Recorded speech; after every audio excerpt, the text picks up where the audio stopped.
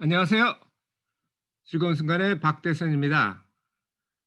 오늘은 그동안 70여 권을 했던 경제 경영을 끝내고 사회과학으로 옵니다. 사회과학은 아쉽게도 두 권밖에 없어요. 그래서 오늘 할 군주론하고 다음에 한 책이 더 있습니다. 군주론은 마키아벨리즘으로 유명한데요. 정치학에서 아주 중요하죠. 그래서 저는 이 마키아벨리즘하고 컨푸시아니즘, 어 그걸 유학이라고 하죠. 한국말로는. 을 비교해 봤습니다. 일단 그전에 군주론에 대해서 리뷰를 하기 전에 군주가 뭔지, 그리고 그 군주가 다스리는 나라가 무엇인지를 먼저 살펴봤고요. 마키아벨리즘에 대해서 간단하게 봤습니다. 이 책은 제가 여러 번 읽었는데요. 읽을 때마다 받아들인 게 새롭습니다. 그래서 저는 이 책은 여러 번 읽어야 될 책이라고 정의를 하고 있고요. 군주 그러면 제일 먼저 떠오르는 게 왕이죠. 그리고 그 왕이라고 하면 보통 여왕, 킹이나 퀸을 포함하는데 가장 유명한 사람이 바로 이 사진에 나오는 퀸 엘리자베스 II 일 겁니다. 이 사람은 다 알죠. 하지만 세상에 200개 나라가 있는데 뭐 약간 변동은 있어요. 180개부터 뭐 240개까지 그 관점에 따라서 다르게 봅니다. 근데 왕국이 아직까지도 40개 이상 있다는 건 잘 모르세요.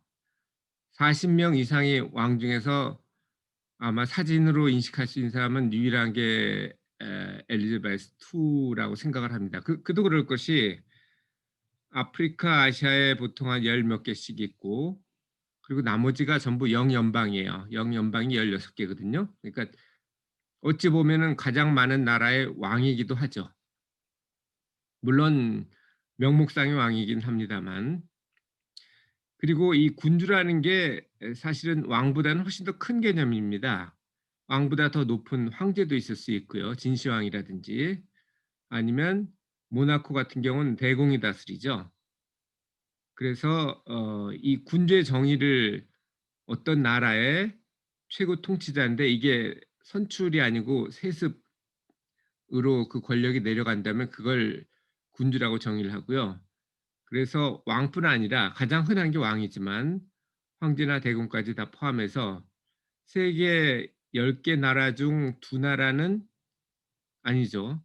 200개 중에 44니까 맞네요. 20% 정도 이상의 왕이 있습니다. 다른 나라는 대부분 공화국이죠. 선출직으로. 물론 선출직이 아니면서 민주공화국이라고 주장하는 북한인민민주주의 공화국도 있습니다만 어쨌든 어 이 왕이라고 하는 것은 야신가들의 목표예요. 왜냐하면 부와 권력이 그 나라에서는 가장 높을 가능성이 높기 때문이죠. 그래서 이게 지키기가 어려워요. 새로운 군주가 나타날 수도 있고 그러면 뭐 실각하는 거죠. 아니면 그렇지는 않더라도 관료들이 권한을 많이 통제를 할 수가 있습니다. 물론 관료 한 사람보다야 군주가 훨씬 더 강하겠지만 관료가 뭉치면 또 이게 달라지죠. 그래서 선조나 뭐 숙종 뭐 이런 분들은 신하들을 신권을 누르기 위해서 쪼갰죠. 쪼개면은 컨트롤하기가 쉽죠.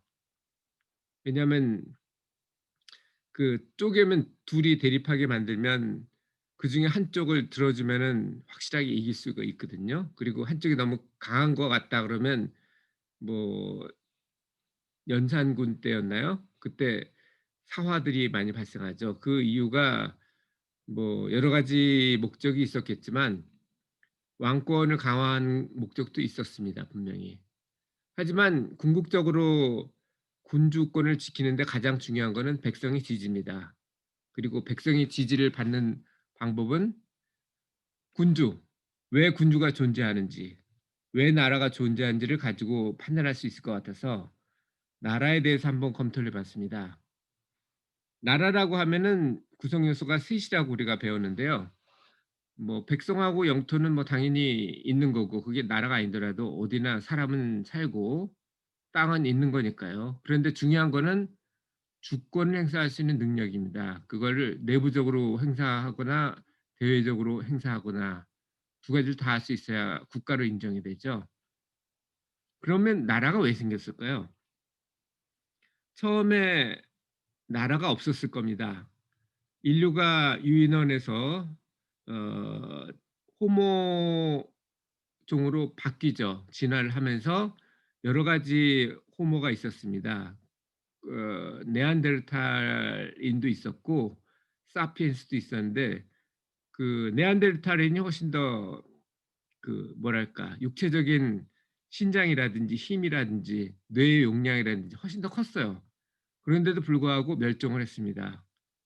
저는 사피엔스가 멸종을 시켰다고 생각을 하는데요. 물론 뭐 이게 뭐 확실한 근거가 있는 건 아니고요. 그냥 생각이 그렇다는 거죠. 왜 둘이서 싸우는데 더 크고 똑똑해 보이는 네안데르탈인이 졌을까? 그거는 뭐 간단합니다. 호모 사피엔스는 몰려다녔어요. 네안데르탈인은 독립군이죠. 혼자 다녔어요. 그러니까 호모 사피엔스 뭐 2명 이상이 있었다면 네안데르탈인을 이길 확률이 높았겠죠. 자, 호모 사피엔스는 모여서 살았습니다. 서로 협력을 했고요. 왜 그랬을까요? 혼자 사는 것보다는 모여 사는 게 여러모로 유리했기 때문에 그렇고요. 실제로도 네안데르탈인을 호모 사피엔스가 뭐 멸종시켰는지 어쩐지는 모르지만 어쨌든 네안데르탈인보다는 생존해 가지고 지금까지 우리가 현생 인류가 된 거죠. 그러면 이 같이 살게 되면 단점도 있죠. 네안데르탈인은 자기 마음대로 했어요, 혼자 사니까. 로빈슨 크루소처럼. 근데 호모 사피엔스는 같이 살기 때문에 좋은 점도 있지만 같이 사냥을 하거나 혹은 공격을 받았을 때 같이 방어를 하거나 아니면 같이 공격을 할 수도 있겠죠. 사냥도 어찌 보면 같이 공격하는 겁니다. 대상이 인간이 아닐 뿐이지. 똑같아요, 생명체 입장에서 보면은. 그러면 약간의 권한을 모아야 돼요. 세금도 내야 되고. 정권이 그래서 생긴 겁니다, 주권이라는 게. 정권이 왜 필요한지는 우리가 일제 시대를 다녀봐서 알고 있습니다. 일제 시대에서 뭐 조선인이나 뭐 합병을 하면서 일본인이나 같다라고 말로는 그랬지만 실제로는 차별을 했어요. 그리고 착시도 했습니다. 미국이 왜 독립선언을 했는데요. 영국의 식민지였죠, 원래. 영국에서 세금은 징수를 하는데 의회에는 진출하지 못하도록 했어요. 자기 의견은 내지 못하고 의무만 부과했기 때문에 독립을 한 거거든요. 일제 시대에도 그랬습니다. 그래서 우리는 착취를 당했죠. 그 착취라는 걸 어떻게 알 수 있냐면은 우리가 벌을 키우는 이유는 꿀을 따기 위해서죠. 그래서 도와줍니다. 도와주고 겨울에 죽지 말라고 설탕물을 넣어줍니다. 왜냐? 꿀을 다 뺏어오거든요. 일본도 그랬어요. 우리나라에서 쌀이 많이 나죠.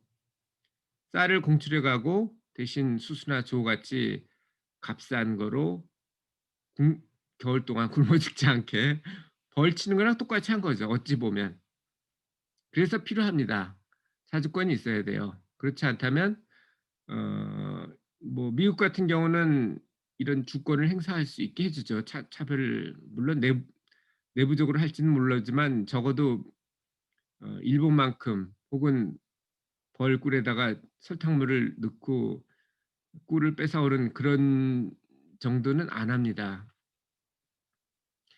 그리고 만약 정부는 있으되 무정부 상태가 되면 소말리아 같이 되죠. 여기서는 언제까지 살지 아무도 모릅니다. 군벌들이 서로 대치를 하고 있기 때문에. 그리고 그 군벌이라는 거는 돈만 있으면 언제든지 무기를 사고 용병을 고용할 수 있기 때문에 정말 자연 상태보다 오히려 더 나쁜 상태가 됐습니다. 자연 상태에는 무기라도 없죠. 그래서 정권은 필요합니다. 정권이 필요한데 그 정권을 차우세스쿠나 김일성 같은 사람이 모르겠습니다. 김일성은 뭐 좋다는 사람도 있는데 제가 볼 때는 백성들이 배가 고프기 때문에 좋은 사람은 아닌 것 같고요. 차우세스크도 뭐 좋다는 사람이 루마니아를 뭐 강대국으로 만들려고 노력했다는 사람이 있는데 저도 뭐 별로 거기에 동의를 하진 않습니다.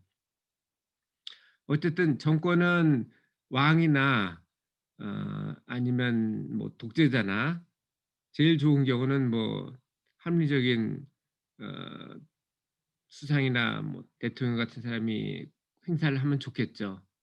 하지만 목적은 백성의 행복이 돼야 돼요. 그 독재자라 하더라도 혹은 왕이라 하더라도 현명한 군주나 뭐 좋은 독재자가 있을 수도 있어요, 단기적으로는. 그러면 백성을 행복하게 만듭니다. 우리나라엔 세종대왕이 있었죠. 기본적으로 물리적으로 안전을 보장해 줘야 되고요. 도둑이나 강도 혹은 외적의 침입으로부터 막아 줘야 됩니다. 그리고 그거는 물리적인 거고 먹고 살아야 되잖아요, 장기적으로는. 경제적으로 재산을 보장해 줘야 됩니다. 그런 것들을 바르게 하는 게 바로 정치죠. 자, 그러면은 군주가 뭔지, 그리고 군주가 생긴 이유는 뭔지, 군주가 자신을 그 권한을 지키려면 어떻게 해야 되는지 그거에 대해서 봤고요. 그거에 대해서 저는 마키아벨리즘하고 컨퓨셔니즘을 초기에도 말씀드렸지만 비교를 해 봤습니다. 마키아벨리즘이 뭐 나쁘다고 얘기를 해요. 그런데 꼭 나쁜 것만은 아니고요. 컨퓨셔니즘도 당대에는 인정을 못 받았습니다. 둘 다 똑같아요. 마키아벨리는 피렌체 공화정에서 태어났습니다.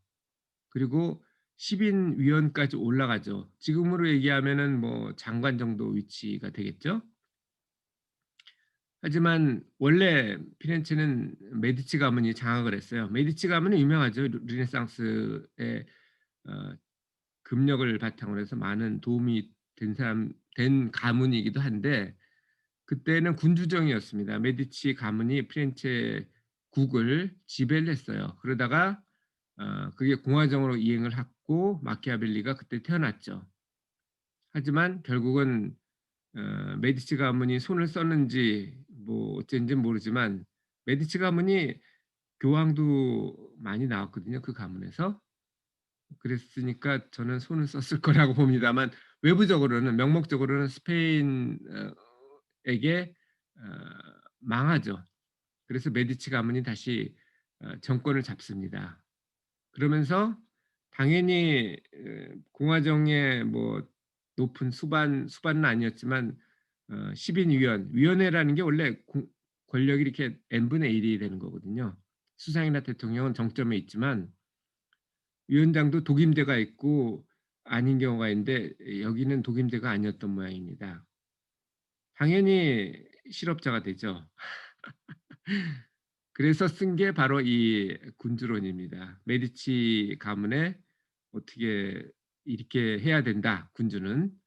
그런 것을 알려줌으로써 다시 이 봉사를 좋게 말하면 봉사를 하려고 그런 거고 뭐 나쁘게 말하면 다시 공직에 취임하고 싶었던 거죠. 하지만 이 받쳐진 책은 읽혀지지도 않았고 다만 후세 전에서 마키아벨리즘이라는 유명한 이름이 됐습니다. 공자도 비슷했죠.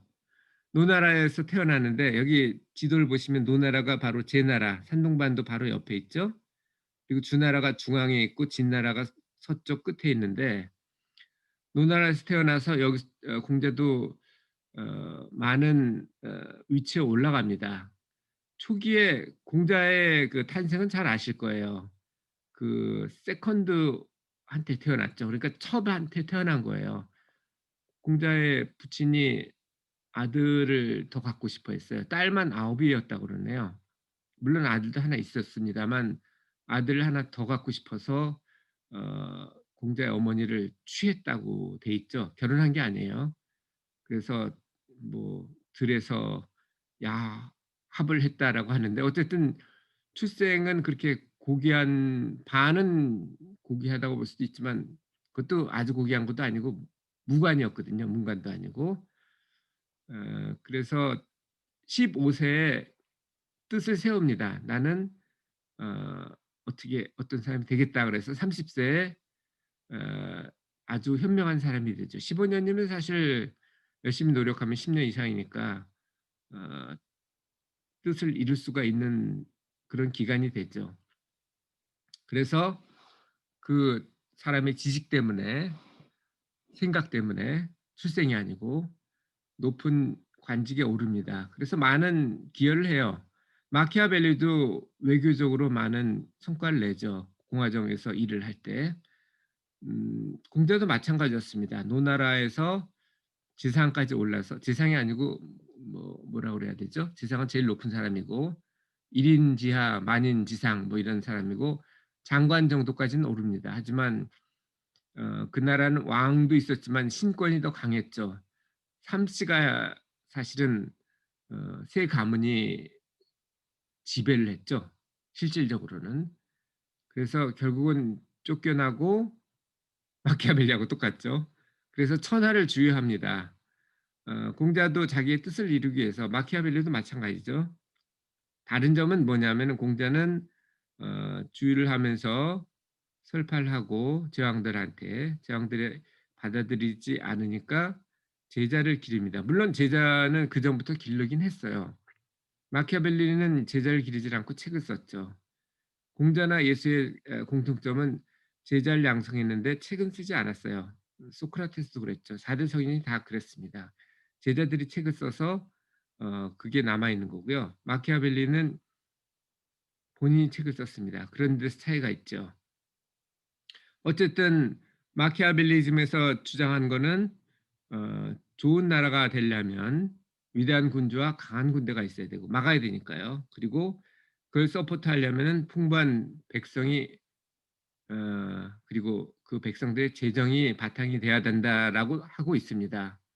그래서 군주의 목표는 도덕이 아니고 이익이라고, 그것도 자신의 이익이 아니고 국가의 이익이 최우선이라고 얘기를 합니다.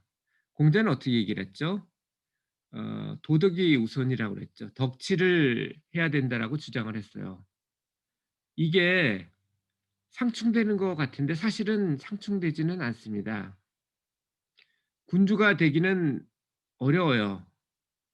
왜냐하면 모든 사람이 원하기 때문이죠. 그리고 실제 강력한 권한을 가진 군주가 있어요. 하지만 군주가 일단 되면 지키긴 쉽습니다. 왜냐하면 그 사람이 능력이 있기 때문에 군주가 된 거고 능력이 있기 때문에 지키기가 쉬운 거예요. 하지만 세습이 되면 쉽게 받은 거죠. 그 사람이 능력이 있는지 없는지 몰라요. 능력 있는 사람도 있겠죠. 세종대왕 같은 분이죠.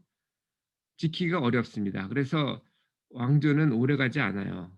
우리나라 왕조는 좀 특이한 케이스예요. 보통 500년 정도씩 갔죠. 신라 같은 경우는 통일신라가 되면서 더 오래 갔죠. 하지만 중국 같은 경우는 뭐 진시황 같은 경우는 2대에서 끝났으니까 뭐 한 60년도 안 갔을 거고 수나라도 그랬습니다. 양제와 문제 뭐 두 대에서 끝났죠. 그리고 좀 유명한 이 유학을 받아들인 한나라 같은 경우도 초기에 진시황과 그 폭정에 대응해서 나타났던 항우와 유방이 서로 싸워서 세워서 다시 삼국지 상태가 되는 때까지는 200년밖에 못 갔습니다. 한 7대 정도 갔죠. 그러니까 군주제의 단점은 지키기가 어렵다는 거죠. 지키려면 백성을 위해야 되는데 그것도 이 제가 아까 말씀드린 것처럼 마키아벨리즘하고 컨퓨셔니즘이 어 서로 달라 보이지만 사실은 같습니다. 백성을 위해야 돼요. 백성을 위하는데 그 위하는 방법은 두 가지가 있죠. 실질 이익을 원하느냐 아니면 장기적으로 어 덕으로 다쓸 것인지. 둘 다 백성을 위한다면은 결과는 같습니다. 다만 상황에 따라서 단기적인 것을 취할지 장기적인 것을 취할지 그건 바꿔야 돼요. 로마에도 보면은 임페리움이 있었고 그리고 뭐죠? 집정관과 독재관이 있었습니다. 전쟁이 발생하면 독재관 한 사람을 뽑아 가지고 그 사람한테 정권을 줘요. 다만 기간은 짧았어요. 1년. 집정관은 보통 때 하는데 2명을 했죠. 권력을 분산해요. 독재를 못하게 하기 위해서죠. 그래서 저는 이렇게 생각합니다. 이 군주론을 읽고서 물론 읽을 때마다 느낌이 다른데요. 저는 상황에 따라서 적용할 게 달라져야 된다고 생각을 합니다. 공자가 그때 이상을 펼치지 못했던 거는 춘추 전국 시대에 있었기 때문에 사람들이 전쟁 중이었거든요. 그러면 로마에서 얘기했던 것처럼 독재관을 했어야 됐어요. 그럼 단기간에 어떤 이익을 얻어야 됩니다. 장기적으로는 아니더라도. 하지만 공자는 장기적으로 도움이 되는 얘기를 했죠. 반대로 마키아벨리즘은 단기적인 이익을 원하는 거였는데 그때는 메디치 군주정이 확고했기 때문에 사실은 별로 필요 없었던 내용이었을지도 몰라요. 그래서 말로는 안 읽었다고 하지만 실제로는 읽고도 뭐 안 했을 수도 있겠죠. 출신 성분 때문일 수도 있고 아니면 '이거는 맞지 않다.'라고 생각할 수도 있죠. 저는 이 책을 읽고 요즘에 지금 전 차관의 불법出국 정지 사태에 대해서 한번 생각을 해 봤습니다. 그게 과연 단기적으로 긴급한 사태였는지 아닌지 뭐 여러분이 판단을 해야 되겠죠. 만약 정권이 백성을 위한다면은 그 정권은 오래갈 수 있습니다. 그리고 민주적 절차는 백성의 의견을 받는 것도 있지만 긴급하게 정해야 될 때도 있어요. 그런데 이게 정말 긴급한 사태였는지 국가의 존망을 위태롭게 하는 거였는지 그에 대해서는 뭐 의견이 다 다르겠죠.